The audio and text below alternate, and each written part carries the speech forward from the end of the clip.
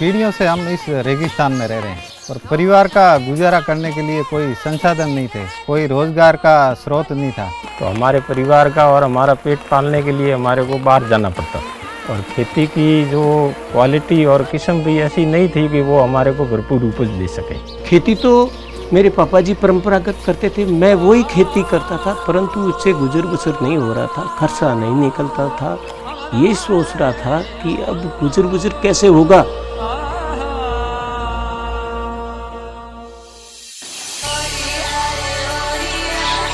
ये है उन्नति और रोजगार की फसल, वो भी रेगिस्तान में, जहाँ सालों तक काम धंधा पाने के लिए पलायन होता रहा और लोग देश विदेशों तक रोजी रोटी की तलाश में गए। असल में ये नया रेगिस्तान है, जहाँ जल ग्रहण परियोजना ने रोजगार की संभावनाओं को बढ़ा दिया है। किसान आत्मनिर्भर बने, उसके पास पैसा है, ऐसी क्रॉप जो किसान को बढ़ावा दे, उसके बाद उसका आर्थिक स्तर मजबूत हो सके। ये टोटल हमारा एरिया था 7,500 हेक्टर। शुरुआती साल में लगभग 20 किसानों को हमने अनार के पौधे उपलब्ध करवाए और जैसे ही हमने दूसरे साल ये क्वांटिटी हमने काफ़ी 100 के आसपास हम लोगों को प्लांटेशन करवाया।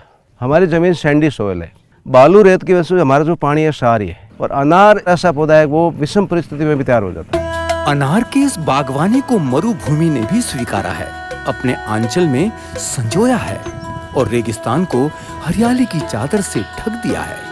जल ग्रहण परियोजनाओं के द्वारा की गई पहल और किसानों की मेहनत ने क्षेत्र में परंपरागत खेती को छोड़ रोजगार के नए साधनों को जन्म दिया है।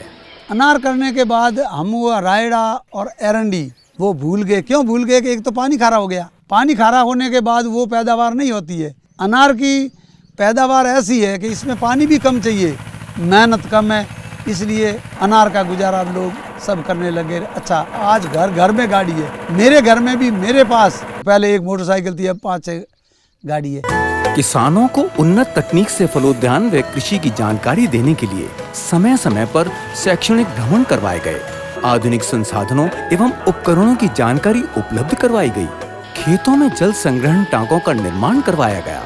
कृषि से जुड़े विभागों के साथ कन्वर्जेंस के कारण ही काश्तकार की आज बिजली पर निर्भरता खत्म हो गई है। अब लगभग हर खेत में सौर ऊर्जा के संसाधन देखे जा सकते हैं। कम पानी से अधिक पैदावार जैसी आधुनिक तकनीक ड्रिप इरिगेशन थार मरुस्थल में बागवानी के लिए वरदान साबित हुई है। बंजर भूमि होने के कारण पानी जो हम छोड़ते थे वो भी सीधा सीधा रेत के नीचे चला जाता था, नहीं तो ड्रिप के द्वारा बूंद बूंद जाता है और वो भी पौधे के लिए काम आता है। तो पानी में भी बचत, लेबर में भी, और सौर ऊर्जा से 1-2 बिल नहीं भरना पड़ता है। किसान की सीधी बचत। दूसरी बचत, दिन में हम उसको आराम से खेती बाड़ी को संभाल सकते। उत्पादन शुरू होने से प्रदेश भर की ही नहीं, देश दुनिया के मजदूरों को भी रोजगार मिलने लगा है। अनार की बम्पर आवक होने से स्थानीय स्तर पर कई छोटी बड़ी मंडियां खुल गई हैं। एक्सपोर्ट क्वालिटी का उत्पादन इतना होने लगा है कि अब काश्तकार को व्यापारी तक नहीं जाना पड़ता, वरन व्यापारी स्वयं खेतों में आकर मोल भाव करते हैं। सिर्फ अनार ही नहीं, जल ग्रहण के प्रोडक्शन कंपोनेंट के द्वारा राजस्थान में बागवानी की दूसरी फसलों से भी कृषक आर्थिक रूप से सशक्त हो रहे हैं। वाटर सेट वालों ने सलाह दी कि तुम्हारे को सब्सिडी पे ये आंवले के पेड़ हम उपलब्ध करवा देंगे और आज ये मेरे को अच्छी कमाई दे रहे हैं। अभी इस साल मैंने इस बगीचे का सौदा किया 31 लाख में किया, इससे गत वर्ष 15 लाख में किया था। सबसे बड़ा बेनिफिट तो साहब इसमें क्या है कि इनकम शुरू हो गई हमारे को मिलना।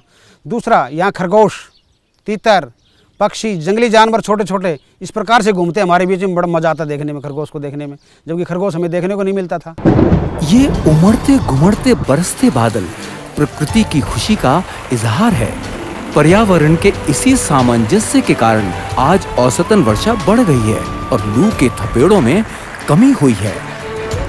गुजरते समय के साथ सुनहरी मरुभूमि में जहां एक तरफ सोना उबलती रिफाइनरी है, वहीं दूसरी ओर हरित क्रांति भी है, जिससे आई समृद्धि और संपन्नता ने किसानों का जीवन ही नहीं, क्षेत्र की पहचान को भी बदल दिया है।